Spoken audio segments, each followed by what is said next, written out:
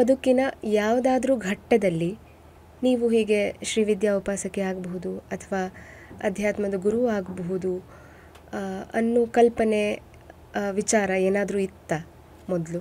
ಸಾಧ್ಯವೇ ಇಲ್ಲ. ಯಾಕೆ ಅಂತಂದರೆ ನನ್ನ ಮಟ್ಟಿಗೆ ನಾನು ನೋಡಿಕೊಂಡಾಗ, ಅವಲೋಕನ ಮಾಡಿಕೊಂಡಾಗ, my very entry into spirituality was an accident. It was an accidental entry that happen because of my guru's grace.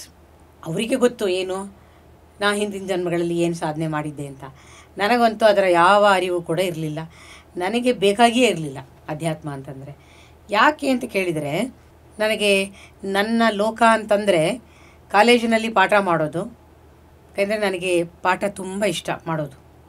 Teaching was my first love. ಮತ್ತು ನೃತ್ಯ, ಭರತನಾಟ್ಯ. ಸೊ ಭರತನಾಟ್ಯದಲ್ಲಿ ನಾವು ಮಾಡೋದೆಲ್ಲ ಬಹಳಷ್ಟೆಲ್ಲ ದೇವತಾನುಗಳಿಗೆ ಸಂಬಂಧಪಟ್ಟಿದ್ದಂಥದ್ದು. ದೇವಿ ಸ್ತುತಿ ಅಂತನೋ ಮತ್ತೊಂದು, ಇವೆಲ್ಲ ತುಂಬ ಅಧ್ಯಾತ್ಮಕ್ಕೆ ಹತ್ತಿರವಾದಂತಹ ಚಟುವಟಿಕೆಯ ನೃತ್ಯ ಅಂತ ನನಗೆ. ಹಾಗಾಗಿ ನನಗೇನು ಅಂದರೆ ಮುಂದೆ ಬರ್ತಾ ಬರ್ತಾ ನೃತ್ಯದಲ್ಲಿ ಸ್ವಲ್ಪ ಆಳವಾದ ಆಸಕ್ತಿ ಮೂಡ್ತಾ ಈ ದಾರಿಯಲ್ಲೇ ದೇವರನ್ನ ಕಂಡುಕೊಳ್ಬಹುದು ಅಂತ ಅನಿಸ್ಲಿಕ್ಕೂ ಶುರುವಾಗಿತ್ತು. ಆದರೆ ನನಗೆ ನೃತ್ಯ ಜಗತ್ತಲ್ಲಿ ಅಂತಹ ಯಾರೂ ಕಾಣಿಸ್ಲಿಲ್ಲ. ನಾವು ನೃತ್ಯ ಕಲಿಯೋಕ್ಕೆ ಅಂತ ಹೇಳಿ ಅಲ್ಲಿ ಒಂದು ಗುರು ಶಿಷ್ಯ ಪರಂಪರೆ ತುಂಬ ಸ್ಟ್ರಾಂಗ್ ಆಗಿದೆ ಇವತ್ತಿಗೂ, ಬೇರೆ ಎಜುಕೇಷನ್ ಸಿಸ್ಟಮ್ ಥರ ಅಲ್ಲ. ಸೊ ಅವ್ರನ್ನೆಲ್ಲ ಗುರು ಅಂತ ನಾನು ಭಾವಿಸ್ಕೊಂಡು ಅವ್ರ ಹತ್ರ ವಿದ್ಯೆಯನ್ನು ಕಲಿಯುವಾಗಲೂ ಕೂಡ ಈ ಒಂದು ಅಧ್ಯಾತ್ಮದ ಡೈಮೆನ್ಷನ್ ಏನಿದೆ ಅಲ್ಲಿ ಸಿಕ್ಕಂತಹ ರೂಪುರೇಷೆಗಳು ಬೇರೆ ಥರ. ಏನು, ದೇವರನ್ನು ನಾಮ ಮತ್ತು ರೂಪ, ಹೆಸರು ಮತ್ತು ಒಂದು ಸ್ವರೂಪ, ಇದರಲ್ಲಿ ಆರಾಧನೆ ಮಾಡೋದೇ ಅಧ್ಯಾತ್ಮ ಅಂಥೇಳಿ ಆ ಒಂದು ಡೆಫಿನಿಷನ್ ಏನಿದೆ ಅದು ತಪ್ಪು ಅಂತ ನಾನು ಹೇಳ್ತಿಲ್ಲ, ಅದು ಲಿಮಿಟೆಡ್ ಆಗುತ್ತೆ ದೇವರು ಅನ್ನೋ ಕಲ್ಪನೆಯಲ್ಲಿ. ಹಾಗಾಗಿ ನಾಮರೂಪಗಳಲ್ಲಿ ಆ ದೇವರನ್ನು ನಾವು ಆರಾಧನೆ ಮಾಡೋದು ಅಂತಂದರೆ ಅದು ಬಹಳಷ್ಟು ಜನಕ್ಕೆ ಧಾರ್ಮಿಕ ಅಂತ ಅನಿಸುತ್ತೆ. ಅದು ಧರ್ಮದ ಒಂದು ಭಾಗ ಅಲ್ವಾ, ಹಾಗಾಗಿ ಅಂತ. ಆದರೆ ಒಂದು ಕಾಲದಲ್ಲಿ ಧರ್ಮ ಅಧ್ಯಾತ್ಮ ಅನ್ನೋದೆಲ್ಲ ಒಂದೇ ಆಗಿತ್ತು, ಬೇರೆ ಬೇರೆ ಅಂತಿರಲಿಲ್ಲ. ಇದು ಅಂದರೆ ಅದು, ಅದು ಅಂದರೆ ಇದು ಅನ್ನೋಷ್ಟು ಒಂದರೊಳಗೊಂದು ಮಿಳಿತವಾಗಿತ್ತು. ಕಾಲಕ್ರಮೇಣ ಧರ್ಮದಿಂದಾಗಿ ಧರ್ಮದಲ್ಲಿ ಸಂಬಂಧಪಟ್ಟಂತಹ ಜನರ ಸ್ವಾರ್ಥ, ಸಂಕುಚಿತ ಮನೋಭಾವ, ಇದರಿಂದ ಸೋಷಿಯಲ್ ಇನ್ಜಸ್ಟಿಸ್, ಸಾಮಾಜಿಕ ಅನ್ಯಾಯಗಳು ಮತ್ತು ಎಕ್ಸ್ಪ್ಲಾಯಿಟೇಷನ್ನು ಇವೆಲ್ಲ ಜಾಸ್ತಿ ಆಗ್ತಾ ಬಂದ ಮೇಲೆ ಧರ್ಮದ ಬಗ್ಗೆನೂ ಕೂಡ ಆ ಒಂದು ನಂಬಿಕೆ ಅನ್ನೋದು ಮೊದಲಿನ ಆಗಿರೋದೇ ಸಡಿಲ ಆಗ್ತಾ ಬಂದ ಮೇಲೆ ಅನೇಕ ಜ್ಞಾನಿಗಳು, ವಿಶೇಷವಾಗಿ ಋಷಿ ಪರಂಪರೆ, ಅವರು ಇದನ್ನು ಧರ್ಮದಿಂದ ಹೊರತು ಮಾಡದೇ ಇದ್ದರೆ, ಬಿಡಿಸದೇ ಇದ್ದರೆ ಧರ್ಮವೂ ಉಳಿಯೋಲ್ಲ, ಅಧ್ಯಾತ್ಮವೂ ಉಳಿಯೋಲ್ಲ ಅನ್ನುವ ಒಂದು ಸಂಕಟದ ಪರಿಸ್ಥಿತಿಯನ್ನು.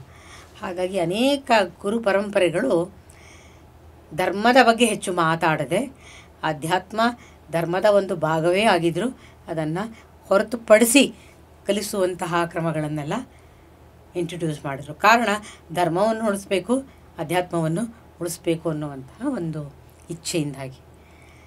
ಹಾಗಾಗಿ ಈ ಹಿನ್ನೆಲೆಯಲ್ಲಿ ನೋಡಿದಾಗ ನಾನು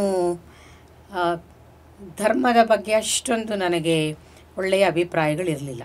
ನಾನು ಏನು ಅಂದ್ಕೊಂಡಿದ್ದೆ, ಧರ್ಮ ಅಂದ್ರೇ ಅಧ್ಯಾತ್ಮ ಅಂತ ಅಂದ್ಕೊಂಡಿದ್ದೆ. ಅಲ್ಲ, ಅದು ಹೌದು ಅಲ್ಲ ಅಂತಲ್ಲ, ಆದರೆ ಪ್ರಸ್ತುತ ಪರಿಸ್ಥಿತಿನಲ್ಲಿ ಅದನ್ನು ಹಾಗೆ ನೋಡೋಕ್ಕೆ ಅವಕಾಶಗಳು ತುಂಬ ಕಡಿಮೆ.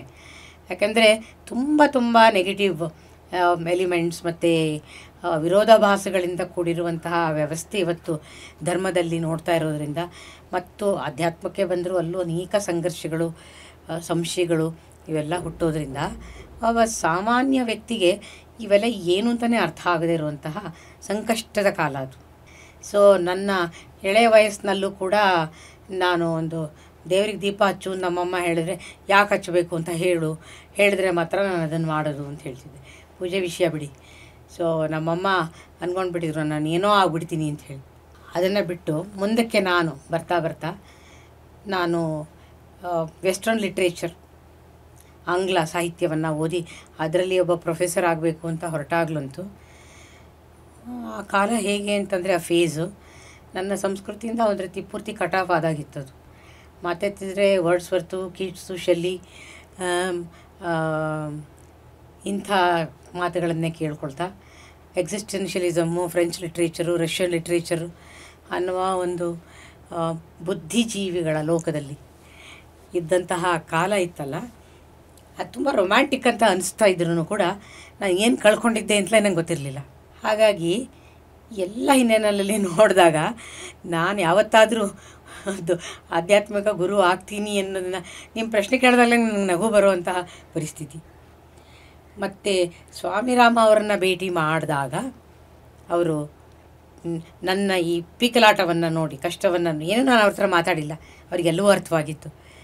ತಾವಾಗೇ ಹೇಳಿಬಿಟ್ರು, ಏನು ನಿನಗೆ ನನ್ನಲ್ಲಿರುವಂತಹ ಶಕ್ತಿಗಳು ಮತ್ತು ಸಿದ್ಧಿಗಳ ಬಗ್ಗೆ ನಂಬಿಕೆ ಬರೋವರೆಗೂ ನೀ ನನ್ನನ್ನು ಗುರು ಅಂತ ನೀನು ಅಕ್ಸೆಪ್ಟ್ ಮಾಡಬೇಡ. Don't accept me as your guru until and unless you are convinced about my powers and siddhis. ಎಕ್ಸಾಕ್ಟಾಗಿ ಅವ್ರು ಏನು ಹೇಳಿದ್ರು ಅದನ್ನು ಕೋಟ್ ಮಾಡ್ತಾಯಿದ್ದೀನಿ ನಾನು ಅಂತ ಹೇಳಿದರು.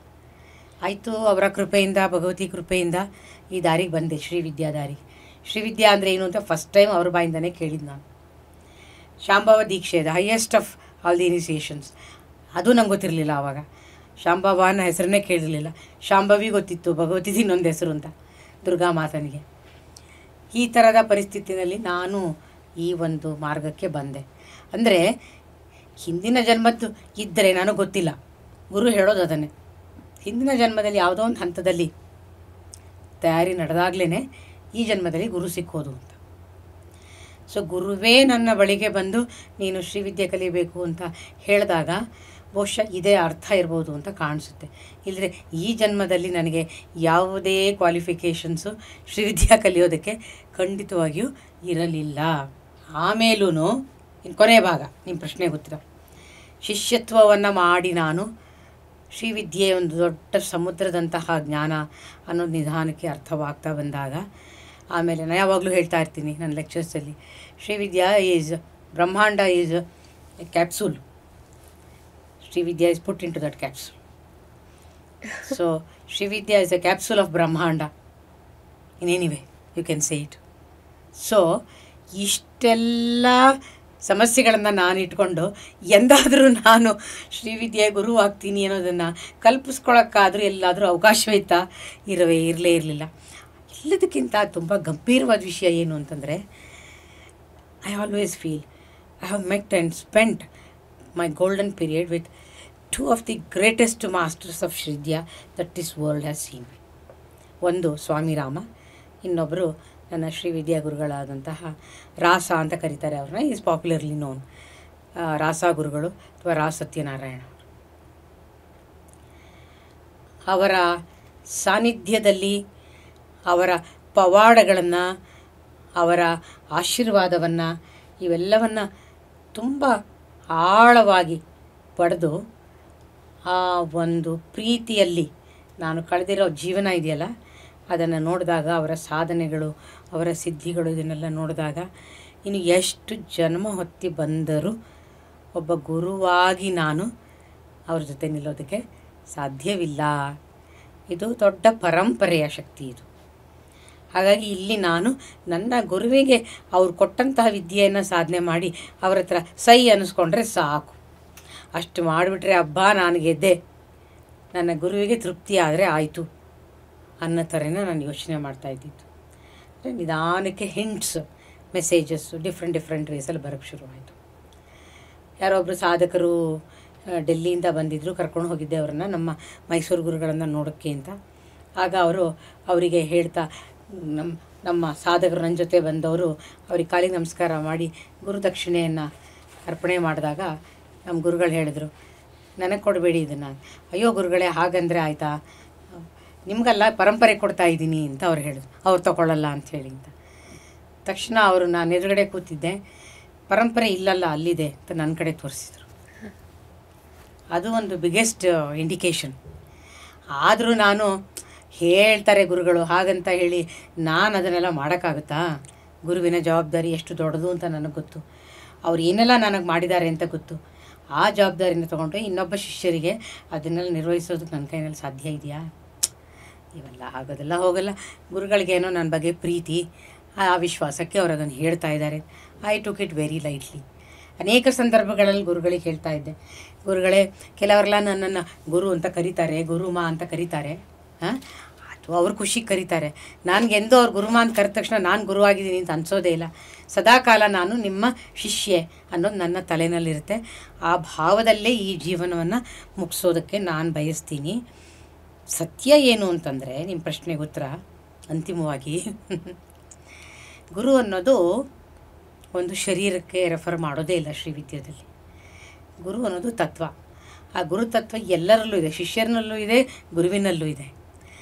ಹಾಗಾಗಿ ಒಬ್ಬ ಶ್ರೀವಿದ್ಯಾ ಗುರು ಅನ್ನಿಸ್ಕೊಂಡನ ಜವಾಬ್ದಾರಿ ಏನು ಅಂತಂದರೆ, ಶಿಷ್ಯನನ್ನು ಒಬ್ಬ ಗುರುವನ್ನಾಗಿ ರೂಪಾಂತರಣ ಮಾಡಿ ಅವನನ್ನು ಆಧ್ಯಾತ್ಮಿಕ ಸ್ವಾತಂತ್ರ್ಯದಲ್ಲಿ ಇಡುವವರೆಗೂ ಗುರುವಿನ ಕರ್ತವ್ಯ ಮುಗಿಯೋದಿಲ್ಲ ಅಂತ ಹೇಳಿ.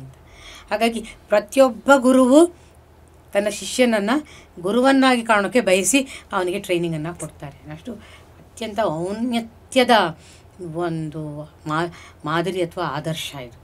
ಆಮೇಲೆ ಎರಡನೇದಾಗಿ, ಈ ಗುರುವಿನ ಶರೀರ ಅನ್ನುವಂಥದ್ದು ಒಂದು ಚಾನಲ್ಲು, ಒಂದು ವಾಹಿನಿ. ಅದು ಅದರ ಮೂಲಕ ಇಡೀ ಗುರು ಪರಂಪರೆ, ಎಷ್ಟು 10-15 ಸಾವಿರ ವರ್ಷಗಳ ಪರಂಪರೆಯ ಆ ದೀರ್ಘ ಹರಿವು ಇದೆಯಲ್ಲ, ಜ್ಞಾನದ ಹರಿವು ಧಾರೆ, ಅದು ಈ ಕಾಲದ ಈ ಶರೀರದಲ್ಲಿ ಇರುವಂತಹ ಗುರುತತ್ವ ಎಕ್ಸ್ಪ್ರೆಸ್ ಆಗ್ತಾ ಇದೆ.